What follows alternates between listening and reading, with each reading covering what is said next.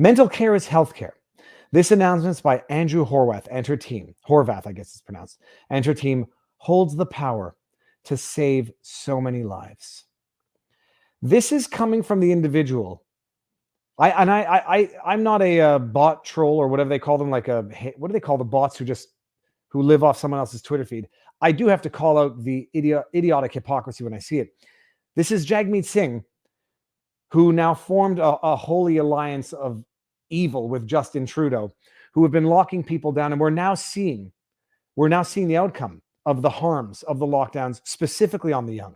And this guy is coming out now and saying mental health care is healthcare. I agree with you. So that means, by definition, that mental health abuse is health abuse. It's abuse. Abuse of which you are guilty, Jagmeet. And for those of you who don't know the latest stats on thoughts of self-harm on young people, let's just get the latest. I can't. NCBI. No, that won't be it. I want to get news. I don't want to get studies. News. I mean, I'm going to pull it from the Jerusalem Post, but I saw it somewhere else. Who could have thunk that any of this could have ever possibly happened? Share screen, Chrome tab. COVID. Do we see this? No, I think I got to go like this. No, I got to go full screen. COVID-19, by the way, not COVID-19 government measures. COVID-19 drastically impacted mental health of teens and young adults. Various studies released over the last 2 years have indicated as such. Teens and young adults are among those hit the hardest by pandemic-related mental health issues. No. You whitewashing, misleading, fake news, Jerusalem Post this time. Not pandemic-related. Government-imposed restrictions related. It wasn't the pandemic that did it. But notice, maybe later. Throughout the past 2 years, the world has experienced immeasurable losses as a result of the COVID-19 pandemic. No. Yes and no.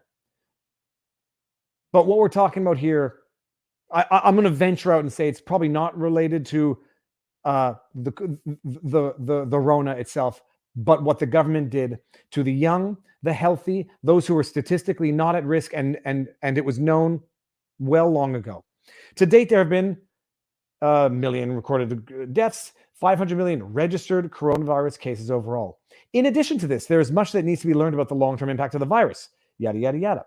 Another long-term effect of the pandemic has been largely overlooked in its impact on mental health. Another long-term effect of the coronavirus pandemic. It's amazing how they just won't say what it is. That has been largely overlooked. No, by the way, it wasn't overlooked. It was actually denied. CBC came out with articles saying certain rates of self-harm have actually gone down during the pandemic. As if that's how you measure it, besides. But as if that was logical and consistent. Distress calls have gone up 200%. But somehow, this has actually been good on mental health, on certain types of self-harm. Various studies over the last 2 years have indicated, as such, teens and young adults are among those hit hardest by pandemic-related mental health issues. A new report by the CDC at the end of March worked to illuminate the mental health issues that teens are dealing with as a result of the pandemic. According to the data, 37% of all high school students in 2021 reported experiencing poor mental health as a result of the pandemic, and 44% stated they felt persistently sad or hopeless throughout. Oh, I'm gonna get angry throughout the last year. Gee, I wonder why. It's because of the pandemic. It's not because of the fact that they were kept home from school, isolated from their friends, isolated from their family, basically made to fear that they were vectors of infection, that they were going to kill Granny if they went to see them. They were branded as the scarlet letters of the vectors of communication to the most vulnerable people on earth who were getting ill. And what did the government think was the proper response to this? Keep them home from school. Keep the kids who were being demonized and branded as the vectors of communication to the vulnerable. Keep them home with the vulnerable and with the elderly. I mean, let that sink in. And I'm happy to say our channel, if you have been watching from the beginning, Barnes was right. Barnes said, this response doesn't make any sense. You've got working parents who now have kids at home. What are they going to do? They're going to call granny to come babysit. Prior to the pandemic, CDC data from 2019 showed that 36% of teens reported feeling persistent sadness or hopeless, showing a rise in the number of students struggling with mental health issues. Data from 2019. So they're trying to say, oh, this was ongoing beforehand. According to the CDC statistics, over 55% of youth stated that they had experienced emotional abuse by parents or other adults at home, experiencing events such as being sworn at, insulted, or demeaned. Anybody been watching the channel for long enough, you knew that we were talking about this. Spousal abuse, child abuse. You imagine people who are already living in abusive relationships were now being locked down with the perpetrators of that abuse.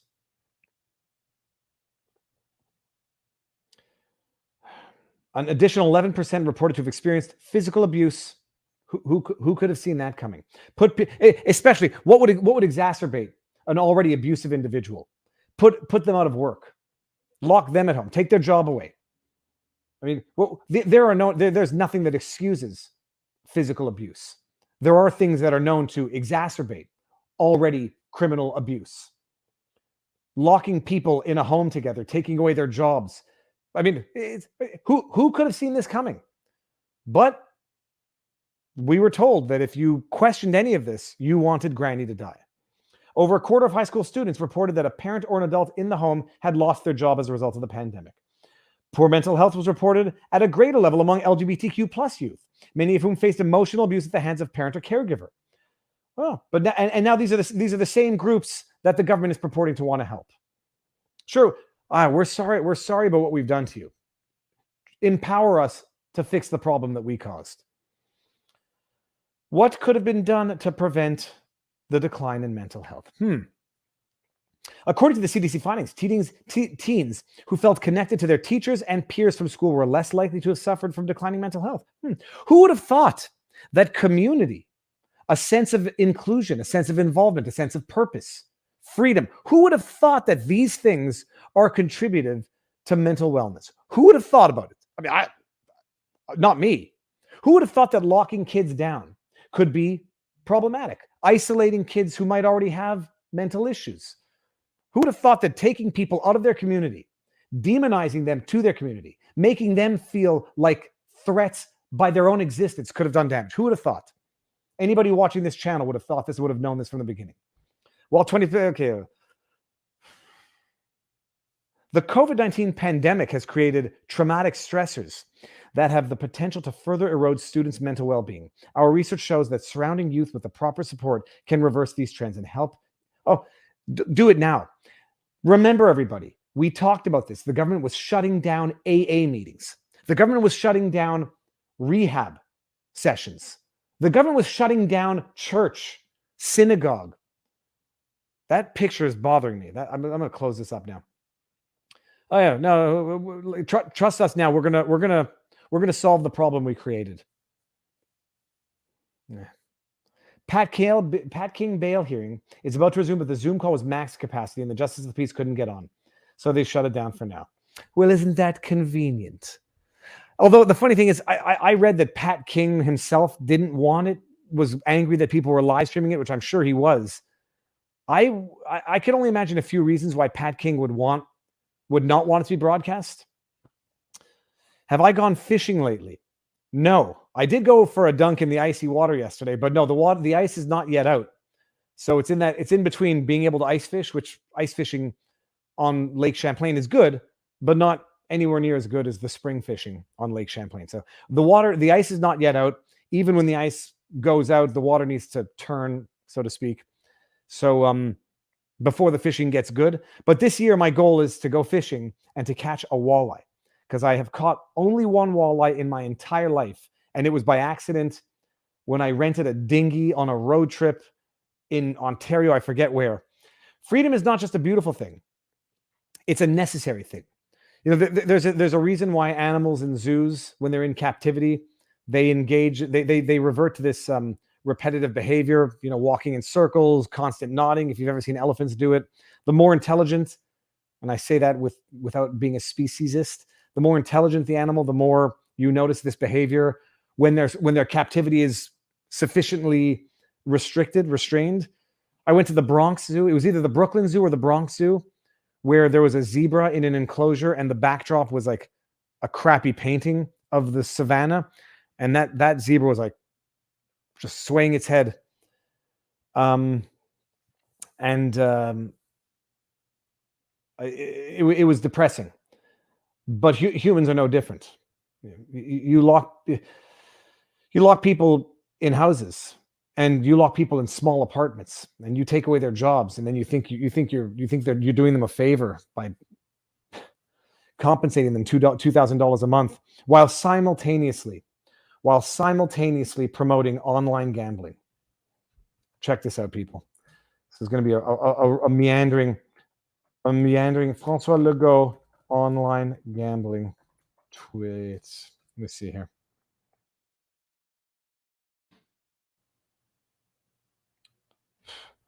Let me see. I know that I commented on it at the time.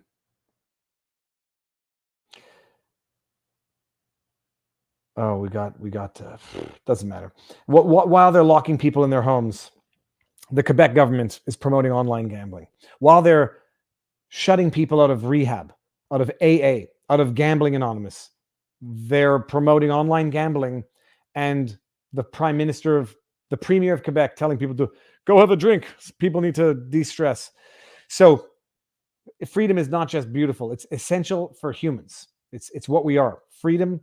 We are free, creative beings, and when you strip people of that, you crush them and you destroy them. And there's no question about it. It was the pandemic. It was COVID that did it. It had nothing to do with the lockdowns. It had nothing to do with the face masks. It had nothing to do with the social isolation. It had nothing to do with destroying what were the pillars of society: religion, family, school. Had nothing to do with that. It was the pandemic. Now we can wash our hands of it, and we can pretend to be the solution to the problem that we caused. Signed, the government. All right. Well, there's that. What else was there?